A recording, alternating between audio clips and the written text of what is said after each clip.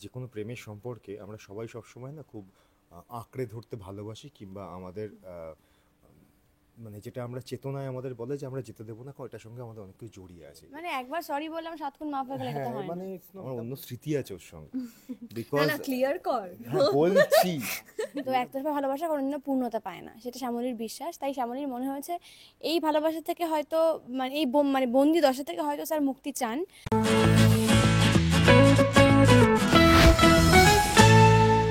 অডিশনে আপনাদের সকলকে স্বাগত। এই মুহূর্তে আমি রয়েছি কোন গোপনে মন ভেসেছের সেটে।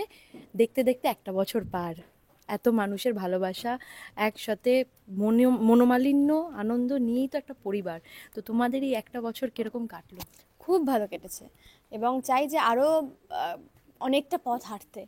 তো এই এক বছরে আমরা একটা আলাদা সংসার পেয়েছি, একটা অনেক বন্ধু পেয়েছি, এবং প্রচুর ভালোবাসা, আশীর্বাদ, এত ভালো ভালো মানুষ, তাদের সাথে বন্ডিং ভীষণ স্ট্রং হয়েছে। তো এই সংসারটা থাকুক, এবং এই সংসারের সাথে আরও আরও দীর্ঘ মানে 1 বছর 1.5 বছর পথ চলতে চাই আমরা। রণদা, এক বছরে এই জন্য সরেছিলাম একটা পরিবার এখানে ক্রিয়েট হতে অনেক জায়গায় অনেক সময় লেগেছে। আমাদের পরিবারটা ক্রিয়েট হতে বেশি সময় লাগেনি। প্রথম দিন বলবো না, হয়তো 1-1.5 সপ্তাহের মধ্যেই আস্তে আস্তে আমাদের বন্ডিংটা এত সুন্দর হয়ে যায়। এবং শুধুমাত্র অভিনেতাদের সঙ্গে অভিনেতাদের নয়, অভিনেতাদের সঙ্গে প্রত্যেকটা টেকনিশিয়ানের, মানে আমাদের ওই কোনো ডিফারেন্সিয়েশন নেই যে ওই ব্যাপারটা হয় না যে অভিনেতারা আলাদা গল্প করছে, টেকনিশিয়ানরা আলাদা গল্প করছে। আমরা অধিকাংশ সময় গল্প কিংবা যখন স্ক্রিপ্ট পড়া বাদ দিই, আমরা যতক্ষণ সময় সেটে থাকি, আমরা কেউ ওটা স্পেসিফাই করতে পারবো না যে আমরা আমরা কথা বলছি। মানে everybody is involve. So that's how how this bond works. তুমি তো 3-4 মাস হলো এই পরিবারের সদস্য হয়েছো। তোমার এক্সপিরিয়েন্সটা তোমার কেমন লাগছে?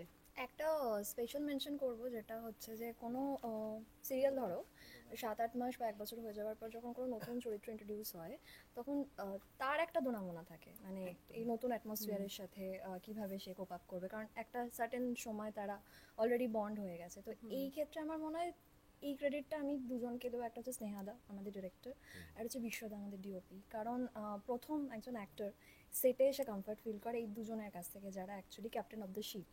সো আমাদের ক্ষেত্রে আমি বলবো এই দুজন আর রাইটার সৌভিকি, তিনজন এতটাই বেশি কোনো নতুন চরিত্র ইন্ট্রোডিউস করলে তাদেরকে কমফর্ট দেয় চরিত্র দিয়ে বা পুরো সেটের মধ্যে দিয়ে। তো অননার ক্ষেত্রেও সেটাই হয়েছে। তো আমার মনে হয় যখন আমি ইনিশিয়ালি খুব একটু ছিলাম যে কীভাবে চরিত্রটা করব, এই তিনজন খুব হেল্প করেছে। Thank you. যেটা বলবো যে অনেকেতে ধরে বেঁধে বিয়ে দিয়ে দিচ্ছ, মানে এটা মানে কতটা নিজের কষ্ট, কতটা ধরে বেঁধে বিয়ে দিচ্ছি না, ম্যাডামের ইচ্ছে ছিল তার ছেলে সেটেল হোক লাইফে, তো ম্যাডামের ইচ্ছে পূরণ করছি। প্লাস যখন থেকে অহনার হাত ধরেছিল স্যার, অনেক শ্যামলীর হাত ছেড়ে, তখন থেকে শ্যামলী মনে মনে ভেবে নিয়েছিল ভালোবাসা আমার তরফ থেকে মানে একতরফা ভালোবাসা। তো একতরফা ভালোবাসা কোনোদিনও পূর্ণতা পায় না, সেটা শ্যামলীর বিশ্বাস। তাই শ্যামলীর মনে হয়েছে এই ভালোবাসা থেকে হয়তো, মানে এই মানে বন্দি দশা থেকে হয়তো স্যার মুক্তি চান।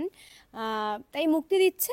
ডেফিনেটলি কষ্ট তো হচ্ছে, কারণ শ্যামলী যে স্যারকে ভালোবাসে সেটা সবাই জানে, এবং স্যারও জানেন। তো সেই জন্য শ্যামলীর একটু খারাপ লাগছে, কিন্তু সেটা প্রকাশ করছে না শ্যামলী কারোর সামনে। শ্যামলীও নিজের ইগোর কাছে হার মানবে না আর কি।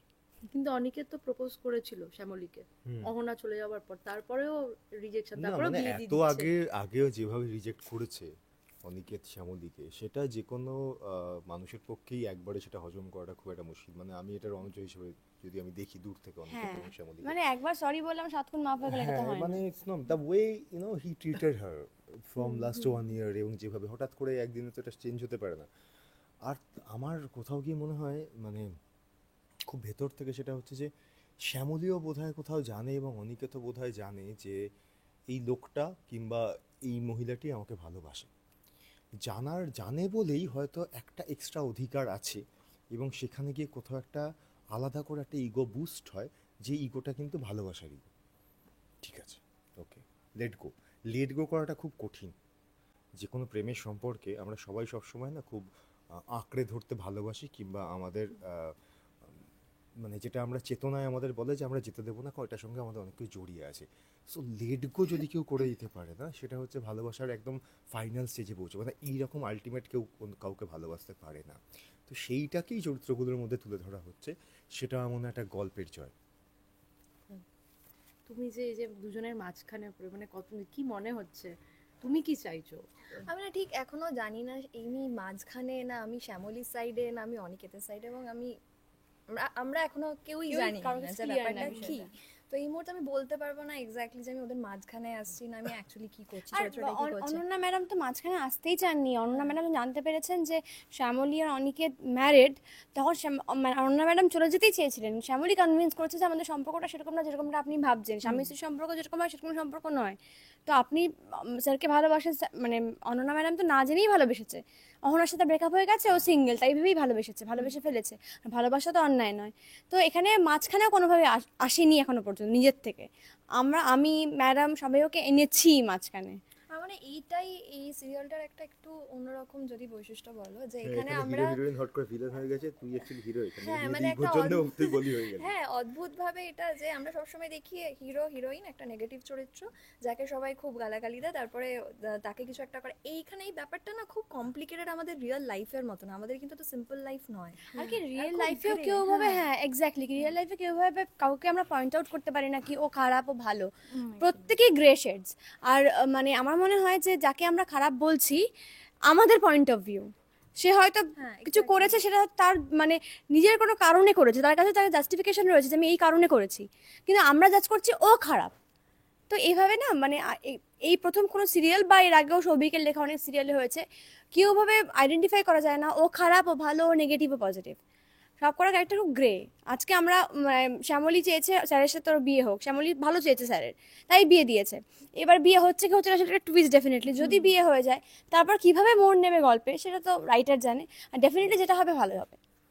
কিন্তু অনেক দর্শকের তো মন ভেঙে যাচ্ছে, মানে খুব করুণ অবস্থা আমার তাদের। মনে আবার জোড়াও লাগবে, ভাঙে এবং জোড়ে, এটাই হচ্ছে প্রকৃতির নিয়ম। তো মানে কি মানে আশাহত হবে না দর্শক? ডেফিনেটলি না, কারণ আমার মনে হয় যে মানে ডেফিনেটলি মানে এখন যেটা গল্প যাচ্ছে, আমি প্রচুর মেসেজ পেয়েছি যে এটা কেন হচ্ছে, আবার কেন এটা মেসেজ পেয়েছি আমি। কাউকে মানে কাউকে রিপ্লাইও করেছি, আমি কোনো মানুষকে রিপ্লাইও করেছি যে তোমরা কষ্ট পেও না, মানে সবুরে মেওয়া ফলে, যা হচ্ছে দেখতে থাকো, ডেফিনেটলি কিছু ভালো হবে। আমাদের লাইফটাও মানে তুড়িতে বদলে যায় না, একদম। যে এখন যখন খারাপ পিরিয়ড চলতেই থাকে, ভগবান আর কত খারাপ দেখতে হবে, মানে আমাদের লাইফেও এটা হয়। তো আমরা সিরিয়াল বলে ভাবি এই তুড়ি মারলাম, খারাপ থেকে ভালো হয়ে গেল, নেগেটিভ বেরিয়ে গেল, পজিটিভ মিল হয়ে গেল, এটা সিরিয়াল বলে আমরা ভেবে নিই। কিন্তু বাস্তবের সঙ্গে যদি ভাবি, তাহলে যদি রিলেট করি, বাস্তবে কিন্তু এরকম হয় না যে তুড়ি মারলাম আর ঠিক হয়ে গেল, একটা প্রবলেম সলভ হয়ে গেল। তো একটু অপেক্ষা করুন, দেখবেন যা হবে খুব ভালো হবে, এবং কিছু ভালো হতে চলেছে হয়তো।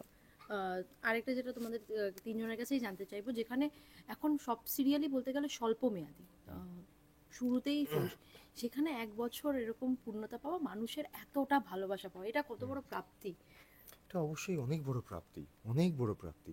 এবং এই প্রাপ্তি আমার মনে হয় আমরা শুধুমাত্র যে আমাদের এটা সৌভাগ্য, আমাদের হার্ডওয়ার্ক, তা নয়, এর সঙ্গে প্রত্যেকটা মানুষ জড়িয়ে রয়েছে। যে কথাগুলো, যে নামগুলো একটু আগে শ্বেতা বলছিল, সৃজিত দাস, সৌভিক, শিল্পীদি, এন্টার জি বাংলার সমস্ত ক্রিউ, ঠিক আছে, এবং আমাদের এখানে যারা কাজ করেন সবাই, দেয়ার মানে সকাল রাত ওরা সারাক্ষণ ধরে এটা নিয়েই ভেবে চলেছে যে আর কী কী করা যেতে পারে। তো সেই পরিশ্রমের তো একটা মূল্য আছে। কি বল মানে 1 1 বছর পার এত হ্যাঁ। ভালোবাসা পেয়ে একদমই এটা আমাদের কাছে অনেক বড় প্রাপ্তি যে একটা বছর আপনারা সঙ্গে ছিলেন এবং ভালোভাবে ভালোবেসেছেন। এমন নয় যে আমরা টাই পাস করেছি, আমরা খুব ভালো মার্কস নিয়ে পাস করেছি। আমরা সবসময় টপ 5-এ ছিলাম মার্কশিটে, এবং মাঝে মাঝে আমরা নাম্বার 1ও হয়ে গেছি, সেকেন্ডও ছিলাম, এরমও হয়েছে। তো ভালো স্টুডেন্টদের মধ্যে, হ্যাঁ, হয় না ভালো স্টুডেন্ট টপারদের মধ্যে। তো তাই জন্য আমরা চাই যে আপনারা এইভাবেই ভালোবাসুন, যাতে আমরা এইভাবেই আমাদের পজিশনটা যেন এই একই জায়গায় রাখতে পারি, চাইলে আরও বাড়াতে পারি আমাদের পজিশনটা, নাম্বার 1-এ চলে যেতে পারি একেবারে। তো সেটা একমাত্র আপনাদের ভালোবাসা দিয়ে, এবং অবভিয়াসলি আমরা মনে করি, মানে আমি স্পেশালি মনে করি গল্পই হিরো, গল্পই হিরোইন। হ্যাঁ, যদি অবশ্যই, serial-এ সেটা যদি অবশ্যই ভালো গল্পই থাকে, তাহলে মানে সেটা ভালো আছে বলেই আপনারা ভালোবেসেছেন। এভাবেই ভালোবেসে যান, এভাবেই আশীর্বাদ করে যান, যাতে আগামী দিনে আরও অনেকটা পথ চলতে পারে। আমার এখানে একটা কথা অ্যাড অন করা আছে, যেটা বললো না, একদম ঠিক কথা, যে স্পেশালি সিরিয়ালে গল্প হচ্ছে হিরো বস, মানে সে বাকিটা করে দিচ্ছে। গল্প যদি আমি বলি 70%, বাকি তোমার কি বলবো, ধরো 25% সমস্ত টেকনিশিয়ানস থেকে শুরু করে ক্রিয়েটিভ যারা, তারা একটা কিছু ভাবছে, এইচওডি, ডিরেক্টর, সবটা হচ্ছে। আমাদের অভিনেতার কাজ হচ্ছে লাস্ট ওই 5%, যেখানে আমরা চক্ষুদানটা করি। এই চক্ষুদানটা করার পরে সেটাকে প্রাণবন্ত লাগে, লোকের সামনে লোকের দেখে পছন্দ প্রাণ হয়, প্রতিষ্ঠাতা গালাগাল। গল্পই করে, কারণ গল্প যদি ভালো না হয় তাহলে কিছুই ভালো লাগবে না। আর ডেফিনেটলি মানে আমি মনে করি মানে আমি যেখানে আগে কাজ করতাম স্নেহাশিসদের হাউসে, স্নেহাশিসদা বলতেন যে আমার পেনকে বিশ্বাস কর, মানে ওই আমি সেটাই বলি যে সৌভিকের পেন এখন ওই লেখাই হচ্ছে হিরো, আর আর বাকি আমরা তো তুচ্ছ। তুমি তো জীবনে নতুন অধ্যায় শুরু করতে চলেছো, সেই দিকে কতটা প্রিপারেশন এগোলো? চলছে প্রিপারেশন চলছে একদম জমজমিয়ে। আর তোমাদের কি প্ল্যান সেটা দিয়ে বিয়েতে? বলবো কেন? ও একটা অলরেডি বলেছে, তো বলার পর রিয়েলাইজ করেছে আমি পাশে আছি, তাই আর বলবে না। আর লাস্টলি দর্শকদেরকে কি বলবে? বলতে হ্যাঁ, দর্শকদের থেকে এটাই বলবো, আমার মুখ ব্যথা গেছে বলতে বলতে। দর্শকদেরকে এটাই বলবো যে আপনারা ভালোবাসুন, আপনারা সঙ্গে থাকুন, আর প্লিজ হতাশ হবেন না কেউ কোনো কিছু দেখে। যা হয় সেটা ভালোর জন্য হয়, এবং সবুরে মেয়া ফলে বারবারই সেটা বলছি, আপনারা দেখুন, অপেক্ষা করুন এবং একইভাবে ভালোবাসুন, দেখবেন ভালো কিছু অপেক্ষা করছে। Copy paste. ডিটো। আর তোমাকে যদি বলি শ্যামলীকে আর অনন্যাকে যদি কোনো গান ডেডিকেট করতে বলা হয়, গান ডেডিকেট মানে অনিকেত হিসেবে, বা গান যদি dedicated? একটা করে গুণ বলতে হয়, একটা করে গুণ অ্যাট লিস্ট। দুজনেই তো গুণী, অসম্ভব গুণী। হ্যাঁ, আমি বলে দেবো ওর জন্য। আমি বলে দিচ্ছি দুজনে আমাকে। এটা হচ্ছে যে হ্যাঁ, ও সৈতাকে আমাদের মোটামুটি কেরিয়ার স্প্যান অলমোস্ট না, আমি শ্যামলী থেকে সৈতায় আসবো না, আচ্ছা।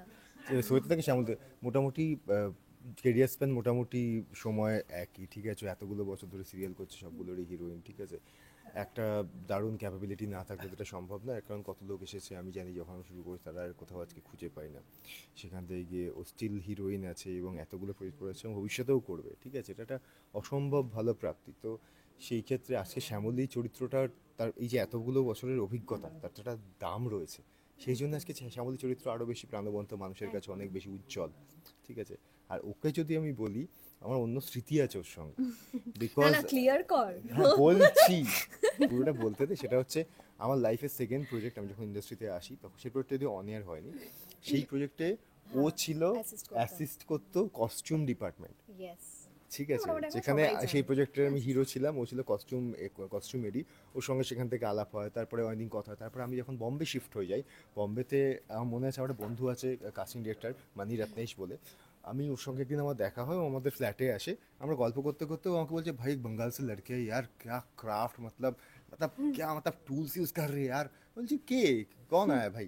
তো ওটা বোধ হয় কোনো একজন বড় ডিরেক্টরেরই ছবি ছিল হিন্দিতে, যিনি মারাও গেছেন, সেই জন কেনের সিনেমা করেছিলেন। তো তখন আমাকে ওর ছবি দেখা, আমি বললাম, এই তো অনু, আমি তো চিনি, ঠিক আছে? তারপরে আমার সঙ্গে বম্বেতেও দেখা, আজকে এতগুলো বছর পর, আমি টকিং অ্যাবাউট দিস থিং ওয়াজ 2013-14 এটা হচ্ছে। তারপরে ওর সঙ্গে বম্বেতে দেখা হয়, আমরা বোধহয় চা ফা খেতেও বেরোই একদিন। তারপরে এতগুলো বছর পরে ওর সঙ্গে আমি সিরিয়ালে পাঠ করছি। It's huge cycle. তো মানে অ্যাচিভমেন্টটা আমার নতুন করে আর কিছু বলার নেই, তাই জন্যই যে চরিত্র করছে এখানে বোঝাই যাচ্ছে কতটা ডেপথ আছে চরিত্রতে।